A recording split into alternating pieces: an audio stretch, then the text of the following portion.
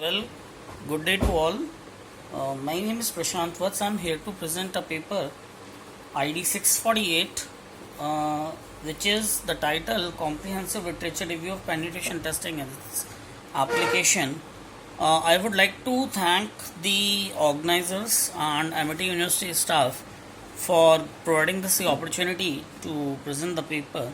In this, we are going to first of all check whether what is penetration or testing is all about.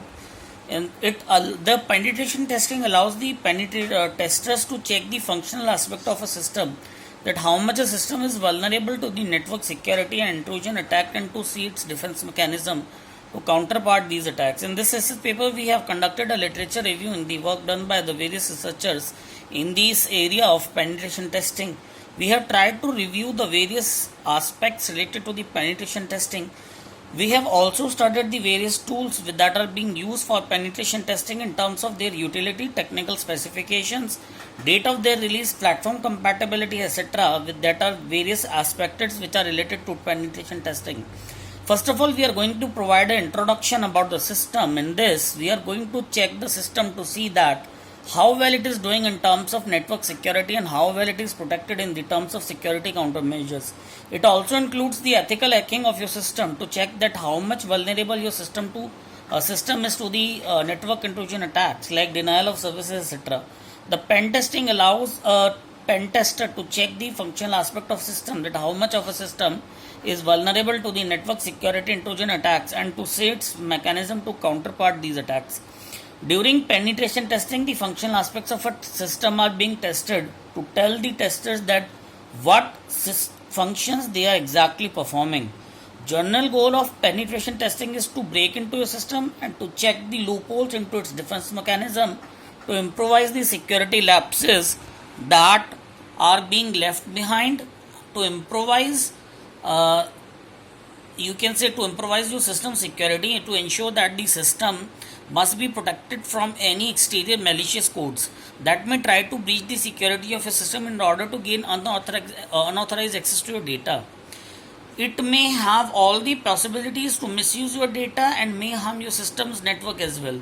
The steps included in a penetration testing includes analysis of your entire organization's computer systems, and secondly to look for the system vulnerabilities, and third to identify the weak loopholes.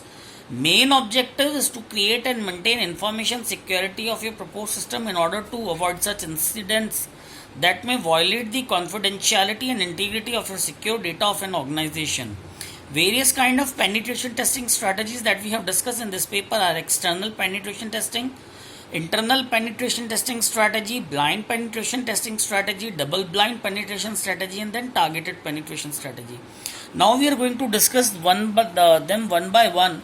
That in external penetration testing of a system, it involves the attack onto the organization's network using procedure and codes that are defined and performed outside of the system's boundary using the internet and extranet. These tests usually begins with the accessing the information that is available publicly about the clientele, then followed by the information about the network enumeration and targeting the organization's externally visible services and network devices like domain name server, email server, firewall, and web servers. Then in internal penetration testing strategies, it is done within the technical environment that is being present inside of a system. It involves imitating an attack into the internal network of a structure by an unsatisfied employee of an organization or by an unauthorized user of your system that is having the same access privilege, but they want to use the system for taking out their anger and frustration in order to accomplish their task of motives of your destruction. The focus is to understand that what would be the possibilities if the network parameters that we have provided has been successfully breached by the attacker after penetrating into a network. It describes what if for a network, if an unauthorized user goes bad, what damage he can do to your organization when he has the ability to penetrate into the specific information source about your network. Then we have got your double blind penetration testing strategy. In this, it aims at imitating the actions and procedures followed by an attack onto a network into a real-time environment. In this type of testing, it occurs like a real-time real lifetime hacking attempt into which the testing team is supplied with either no information or limited information about an organization before conducting the test. In this, the testing team uses the information about the organization that is being available into their public domain to gather information about their target and to perform the penetration testing. It may discover a lot of information about the organization that may not be known previously about the organization, like issues related to additional network access points, directly associated networks, and confidential information about the organization that may be available into the public domain. Now we are going to discuss about double-blind penetration testing strategy. In this, the organization's IT staff and other resource persons that are responsible for the organization's security don't know about the planned penetration testing activities, nor they are being informed about it. It is very important aspect of your penetration testing, as it tests and maintains the organization's security parameters and respective countermeasures that must be taken after intrusion detection. In this, only a few people of the organization knows about the testing activities and the involved procedures. In this, monitoring is done by the project manager, who has the control of all the testing activities and organization's network intrusion detection parameters. In this testing, the response procedures can also be terminated when the testing objectives has been achieved. Now we are going to discuss about targeted penetration testing strategy. In this, the testing team has a clear idea about the penetration testing activities and information about the testing targets onto which the network intrusion security breach is performed. It is very much efficient and effective, cost effective, as it focuses more onto the technical aspect of the design of your network rather than the countermeasures which are performed after the intrusion detection. Now we are going to discuss about the various types of penetration testing, that is black box penetration testing, into which the user knows about the target. They don't have the idea about your target system. Rather than internal detail, it is mostly emphasized being given onto the gathering of your information about the targeted network system. In this technique, penetration testers know the expected outcome, but they do not know about the possible outcome. They don't know that how the expected output is going to be generated. In this, the penetration tester does not bother about the internal structure of your network resources. Its main advantage is that it does not need any specific technical qualification to be inherited by the testers. While in white box penetration testing, the pen testers are being provided with all type of information about the target system, which may include information about your schema, structure of your network, structure of your target network system. It also involves source code detail, operating system detail, IP address of your target network. In this, it is performed by using code coverage, involves part testing and data flow testing. Then we have got your grey box penetration testing. It is provided with limited or partial information about the internal detailed coding structure of the network that is to be targeted for a system. It is assumed that